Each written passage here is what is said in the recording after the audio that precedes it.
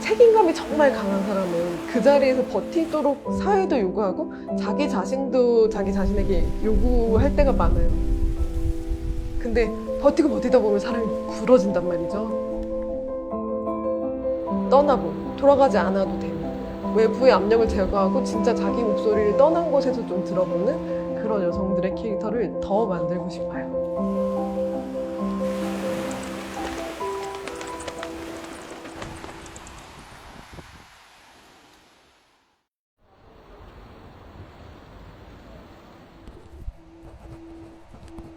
저는 동아시아 여성들이 정말 세계 다른 곳보다 교육에 대한 접근이 좋은 편이잖아요.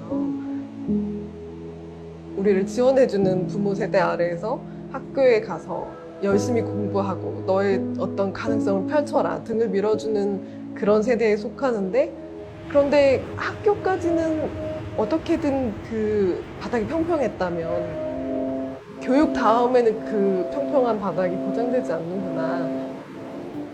결혼과 그 전후에 제 주변에 어떤 공기가 변한다고 느꼈어요. 뭐 해야 한다고로 끝나는 말들을 성인이 돼서 그렇게까지 많이 들었던 시기는 딱 그 시기였던 것 같아요. 그래서 예를 들면 뭐 남편 아침밥은 꼭 차려줘야 한다, 뭐 명절에는 어디 먼저 가야 된다, 뭐 아이는 몇 살까지는 낳아야 된다, 몇 명은 낳아야 된다. 이 모든 것들이 너무 아주 개인적인 문제잖아요. 해주는 것이 사람들이 결혼한 사람에겐 이렇게 말해도 돼라는 그런 점이 아니었을까. 이것이 어쩌면 사회에 진짜 숨어있는 표정일 수도 있겠다, 얼굴일 수도 있겠다라는 생각을 해서 현대 여성으로서 그 진짜 표정, 진짜 얼굴을 좀 똑바로 이렇게 장막을 걷고 똑바로 마주하고 싶은 욕구가 있습니다.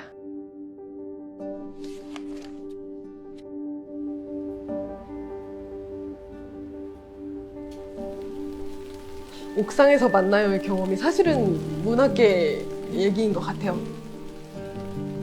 그때가 2000년대 후반이었는데 그때 문단의 어떤 술자리는 굉장히 위험한 곳이었습니다. 너무 인격 모독적인 발언, 성추행, 더 심각한 사건들도 너무 많았고, 혹은 나에게 너무 인간적인 대우를 해주지 않는 경우에는 이 집단에서 벗어나고 싶다라고 자주 생각했었고, 그때는 그런 이렇게 몸을 바꿔서 방향을 바꿔서 다른 곳으로 향했던 게 내가 혹시 무책임한가? 혹시 내가 끝까지 해보지 않았나? 이런 어떤 자기 의심이 항상 있었는데, 긴 시간을 지나서 돌아보니까 잘했던 선택이더라고요.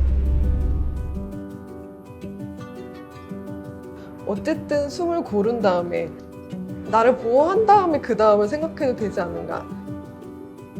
그 경험을 소설 속에 좀 녹이는 중입니다.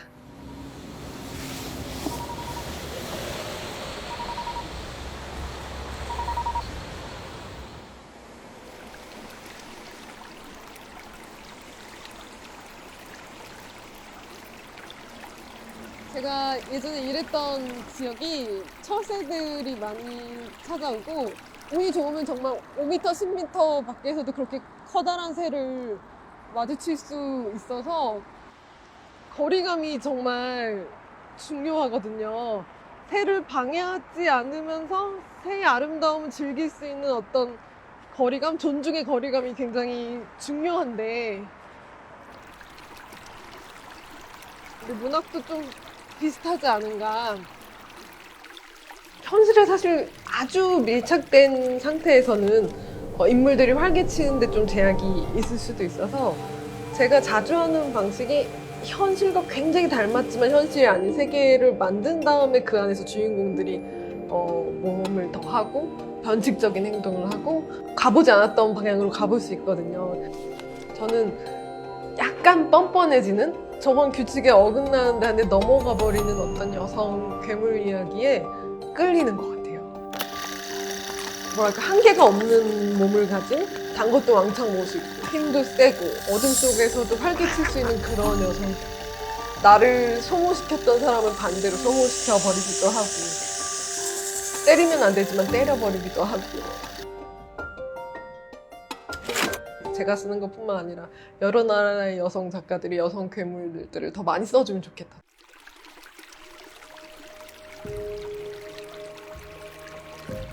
효진도 그렇고 이혼세일의 이재도 그렇고 이마와 모래도 어느 정도 그 이마와 모래에서 이마도 그런 것 같고 영혼의 77사이드도 사실 멀리 떠났다 돌아오는 이야기잖아요. 사회가 기르는 대로 자라났지만 이게 맞나? 내가 나 스스로를 보호하는 법을 정말 잘 알고 있나 의문을 던진 다음에 자기 자신의 갑옷을 스스로 만들어 나가는 라면 독자분들이 다시 현실을 봤을 때 이런 상상도 가능했구나. 내가 조금 이 진짜 현실을 다르게 볼 수도 있겠다. 저는 여성들만 어떤 감각이 있는 것 같아요. 전형적이지 않은 즐거움. 나를 어떤 객체가 아니라 내가 주체가 됐을 때 발견할 수 있는 관능이 분명히 있어서 어떤 굉장히 능동적인 부분, 어떤 즐거움을 탐구해보는 부분, 아예 가운데 두고 여성의 욕망을 굉장히 가운데 두고 글을 써보고 싶은데 그럼 장편이어야 될 것 같습니다.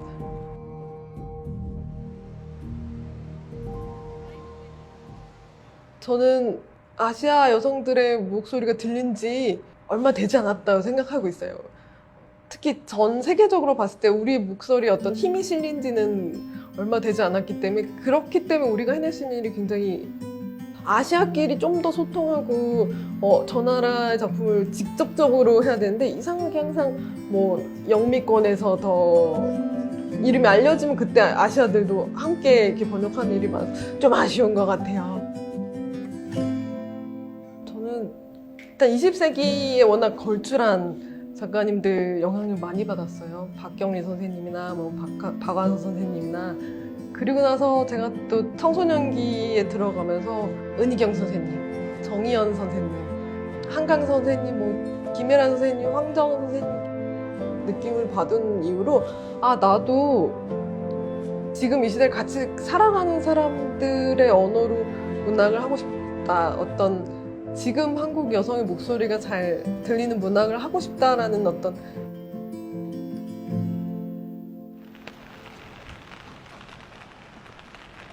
한국에 오래된 산들이 많다 보니까 큰 도시, 오래된 도시에도 지형이 급격하게 변하는 곳들이 많거든요. 저희 집도 좀 높은 지대에 있어서 자주 오르곤 합니다.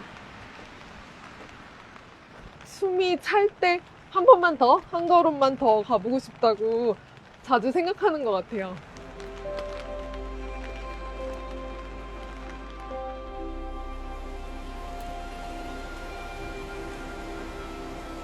저는 글을 쓴다는 건 다른 작가님들도 말씀하신 것처럼 어떤 균열을 본다는 그런 행위잖아요. 그런데 각자 이렇게 조그만 균열들을 만들다 보면 이 균열들이 언젠가 서로 만나게 될 거 아니에요.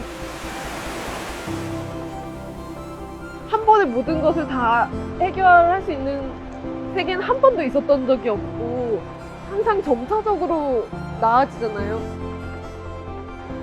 교육을 받을 수 있고 직업을 선택할 수 있고 사랑할 사람을 선택할 수 있고 이런 삶이 지난 세기 여성들이 원했던 삶이 결국 이루어진 거잖아요. 그렇다면 지금 우리가 어떤 삶을 상상하고 원하면 그게 당장 이루어지진 않겠지만 다음 세기 여성들이 혹은 희망적으로 좀 더 빨리 이루어질 수 있죠. 이 원하는 마음 자체가 미래에 조금씩 당겨오지 않을까?